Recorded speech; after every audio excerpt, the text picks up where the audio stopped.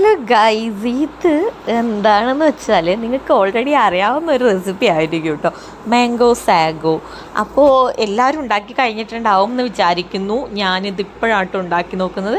അതിനുവേണ്ടി നല്ല പഴുത്ത് നല്ല മധുരമുള്ള മാങ്ങ എടുത്തിട്ട് ഒരു മിക്സിയുടെ ജാറിലേക്ക് ഇട്ട് കൊടുക്കാം. ആദ്യം ഞാൻ ജസ്റ്റ് ഒന്ന് കൊട്ടാൻ നോക്കിയപ്പോൾ അത് വീണില്ല, പിന്നെ ഞാൻ കൈവശത്തിന് എടുത്ത് ഇട്ടു കേട്ടോ.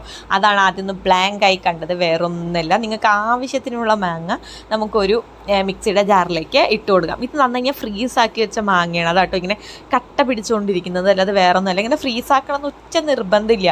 സാധാരണ മാങ്ങ തന്നെ നിങ്ങൾക്ക് കട്ട് ചെയ്തിടാവുന്നതാണ്. പിന്നെ ഇതിലേക്ക് മധുരത്തിന് ആവശ്യമായിട്ടുള്ള കണ്ടൻസ് മിൽക്കും കൂടെ ഇട്ട് കൊടുക്കാം.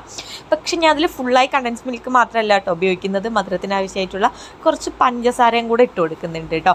പിന്നെ ഇതിലേക്ക് തേങ്ങാപ്പാലാണ് ശരിക്കും ഒഴിക്കേണ്ടത്. എനിക്ക് കുറച്ച് മടിയായത് കാരണം ഞാൻ തേങ്ങാപ്പാൽ ഉപയോഗിക്കാതെ നമ്മൾ സാധാരണ പശുമ്പാലാട്ടോ ഉപയോഗിച്ചിരിക്കുന്നത്. എന്നിട്ട് നല്ലതുപോലെ ഇതങ്ങ് അരച്ചെടുക്കാം. അപ്പോൾ ഇങ്ങനത്തെ ഇത്രയും കട്ടി ആയിട്ടുണ്ട്. അപ്പോൾ നമുക്ക് പാത്രത്തിലേക്ക് ഒഴിച്ചു കൊടുക്കാം കേട്ടോ. ആക്ച്വലി അത് കുറച്ചും കൂടെ ഒന്ന് ലൂസാവണം, ഇത്രയും കട്ടി ഇതിന് ആവശ്യമില്ല കേട്ടോ. അപ്പോൾ ഒരു കൈ വെച്ച് എനിക്ക് അത് കൊട്ടാൻ കിട്ടിയില്ല. അപ്പോൾ ഞാൻ വേഗം ക്യാമറ മാറ്റിയിട്ട് കൈ വെച്ച് ഒഴിച്ചിട്ട് പിന്നെ അതിലേക്ക് ആവശ്യത്തിനുള്ള കുറച്ചും കൂടെ പാലൊഴിച്ച് കൊടുത്തിട്ടുണ്ട് കേട്ടോ.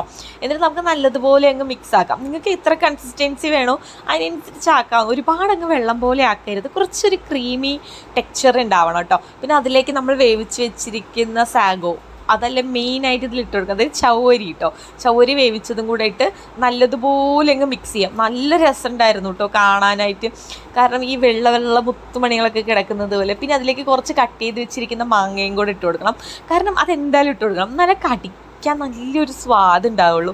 നന്നായി ഇങ്ങനെ കടിച്ചിട്ട് ഇങ്ങനെ കഴിക്കുമ്പോഴല്ലോ ഗൈസ്, ഭയങ്കര ടേസ്റ്റായിരുന്നു. ഇവിടെ എല്ലാവർക്കും ഇഷ്ടപ്പെട്ടു കേട്ടോ, മക്കൾക്കൊക്കെ ഒരുപാട് ഇഷ്ടപ്പെട്ടു. അപ്പോൾ നമുക്കിതൊരു ഗ്ലാസ്സിലോട്ട് മാറ്റാം കേട്ടോ. എൻ്റെ ഒരു ചെറിയ ഗ്ലാസ്സേ ഉണ്ടായിരുന്നുള്ളൂ, അപ്പോൾ ഞാൻ അതിലോട്ട് മാറ്റി കുറച്ച് കട്ട് മാംഗോസൊക്കെ അതിൻ്റെ മേലിട്ട് ഡെക്കറേറ്റ് ഒക്കെ ചെയ്തിട്ടുണ്ട്. പിന്നെ എനിക്ക് ഏറ്റവും ഇഷ്ടപ്പെട്ട പരിപാടിയിലോട്ടാട്ടോ ഞാൻ ഇനി കിടക്കാൻ വേണ്ടി പോകുന്നത്. ടേസ്റ്റി ഗൈസ്, ഒരു രക്ഷയില്ല. ഞാൻ മാംഗോ സാഗോ എന്നൊക്കെ കേട്ടിട്ടേ ഉള്ളൂ, വീഡിയോസൊക്കെ നോക്കിയിട്ട് ഇത് കണ്ടിട്ടേ ഉള്ളൂ. പക്ഷെ കഴിച്ചപ്പോൾ ഉണ്ടല്ലോ ഒരു രക്ഷയില്ല, കിഡു അയച്ചിട്ട്. അപ്പോൾ എല്ലാവരും ഉണ്ടാക്കി നോക്കുക ഗൈസ്. ബൈ.